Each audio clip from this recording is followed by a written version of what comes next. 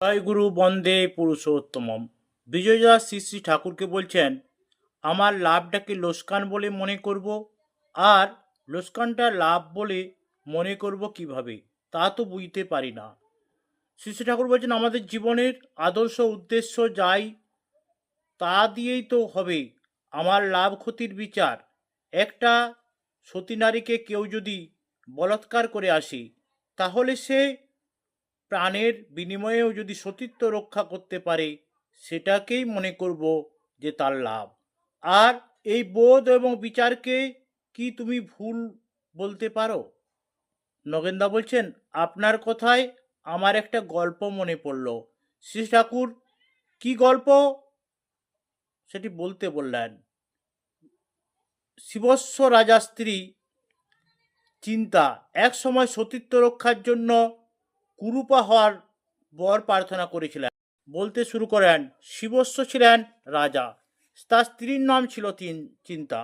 একবার শনি ও লক্ষ্মীর মধ্যে দ্বন্দ্ব হয়, তাদের দুজনের মধ্যে কে শ্রেষ্ঠ এই নিয়ে ন্যায়পরায়ণ শিবস্বকে তারা মধ্যস্থ মানেন। কে বড় কে ছোট এই কথা বলা অশোভন হবে মনে করে তিনি সোনা ও রূপোর দুটি সিংহাসন তৈরি করেন। নির্দিষ্ট সময়ে লক্ষ্মী এসে সোনার সিংহাসনে এবং শনি রূপোর সিংহাসনে বসেন। লক্ষ্মী খুশি হলেন, কিন্তু শনি কুপিত হয়ে রাজার অনিষ্ট চেষ্টায় ঘুরতে লাগলেন। কোনো অনাচার বা ত্রুটি না পেলে তো শনি সেখানে ঢুকতে পারেন না, তাই তিনি সুযোগের সন্ধানে থাকলেন। একদিন শিবস্ব খাবার পর গা ধুতে ভুলে গেলেন। শনি সেই রন্ধপথে তার দেহে প্রবেশ করলেন। শনির প্রকোপে শিবস্ব নানা দুর্ভোগ ভুগতে লাগলেন। ক্রমে ক্রমে তার রাজ্যপাট সব চলে গেল। শেষে এক কাঁথার মধ্যে মণিরত্ন বেঁধে নিয়ে তিনি চিন্তাকে নিয়ে রাজ্য ছেড়ে চলে গেলেন। পথে শনি এক মায়ানদীর সৃষ্টি করে স্বয়ং একখানা ভাঙা নৌকা নিয়ে ছদ্মবেশে এসে হাজির হলেন। ভাঙা নৌকায় একটির বেশি জিনিস একসঙ্গে নেওয়া সম্ভব নয় বলে শিবস্ব মাঝিকে প্রথমে কাঁথার বোঝকাটি অন্য পথে রেখে আসতে বললেন। সেই বোঝকা নিয়ে শনি নৌকা সহ অদৃশ্য হয়ে গেলেন। রাজা তখন হায় হায় করতে লাগলেন। উপায়ান্তর না দেখে নিঃস্ব শিবস্ব স্বস্তিক এক কাঠুরিয়ার বাড়িতে আশ্রয় নিলেন। এতেও শনির রাগ যায় না। তিনি স্বামী স্ত্রীর মধ্যে বিচ্ছেদ ঘটাবার চেষ্টা করতে লাগলেন। একদিন শিবস্ব কাঠ কাটতে বনে গেছেন। এমন সময় এক সওদাগরের ডিঙা চড়া ঠেকে যায়। শনি সেখানে দৈবজ্ঞের বেশে এসে উপস্থিত হয়ে বসলেন। এক কাঠুরিয়ার বাড়িতে এসে সতী আছে। তিনি এসে নৌকা ছুলেই নৌকা আবার চলবে। সওদাগর তার খোঁজে বেরিয়ে পড়লেন। খুঁজে পেয়ে সব বৃত্তান্ত বললেন।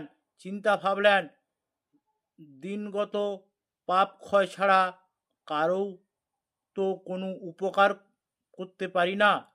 তা যাই না কেন, লোকটার যদি তাতেও উপকার হয় এই ভেবে তিনি নৌকা ছুঁয়ে দিলেন।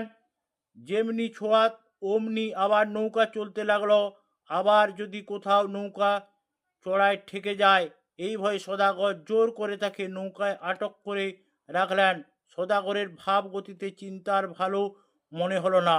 তিনি দেখলেন, তার রূপ দেখে যদি সদাগরের তার দেহের প্রতি লালসা হয়, তাহলে তো তার সম বিপদের কথা। তাই তিনি সূর্যের স্তব করে তার কাছে প্রার্থনা জানালেন, যাতে তার অপরূপ রূপরাশি বিলুপ্ত হয়ে যায় এবং তিনি কুৎসিত কদাকার রূপ ধারণ করেন। সূর্যদেব তার প্রার্থনা মঞ্জুর করেন এবং কুরূপা হওয়ার তার আর সতীত্ব নাশের ভয় রইল না। নগেনদা এই বলে ক্ষান্ত হলেন।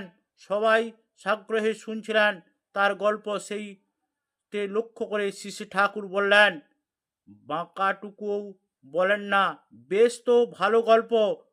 আর কথক ঠাকুরের মতো আপনার কাওয়ার কায়দাও বড় সুন্দর। নগেনদা উৎসাহিত হয়ে আবার বলতে লাগলেন। এদিকে শিবস্ব এসে চিন্তাকে না পেয়ে অধীর হয়ে পড়লেন। লোকের কাছে খোঁজ খবর নিয়ে তার সন্ধানে বেরিয়ে পড়লেন। ঘুরতে ঘুরতে তিনি এক রাজধানীতে এসে উপস্থিত হলেন। সেই দেশের রাজকন্যা ভদ্রা প্রথম দর্শনেই শিবস্যের প্রতি অনুরক্ত হলেন। শিবস্য রাজকন্যার সাহায্যে নদী তীরে বাণিজ্য তরীর শুল্ক সংগ্রহের কাজে নিযুক্ত হন। এই কাজে নিযুক্ত থাকাকালে তিনি ওই সদাগরের নৌকায় চিন্তার সন্ধান পান। চিন্তা শিবস্যকে পেয়ে তার মনোরঞ্জনের জন্য সূর্যদেবের কাছে পুনরায় তার রূপ যৌবনে ফিরে পাওয়ার জন্য প্রার্থনা জানালেন। সূর্যদেবও তার নিষ্ঠা দেখে প্রীত হয়ে তার প্রার্থনা পূরণ করলেন। এইরূপ লক্ষ্মীর কৃপায় আবার তারা হারানোর রাজ্য ফিরে পেলেন এবং রাজধানী পরম সুখে কালযাপন করতে লাগলেন। শ্রী ঠাকুর তাহলে দেখেন সতী নারী কি চায়। রূপ যৌবন যে নারীর এত কাম্য, এত প্রিয়, তাকেও সে কোনো মূল্য দেয় না যদি তার স্বামীর সেবায় না লাগে। ভক্ত তেমনি কোনো জিনিসে মূল্য দেয় না তার ইষ্টের সেবায় না লাগে। তার একমাত্র মূল্যবান হয় ইষ্টের প্রীতি, ইষ্টের স্বার্থ, ইষ্টের প্রতিষ্ঠা।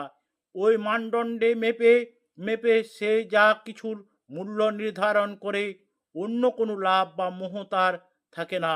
সে সতই হয় মুক্ত পুরুষ।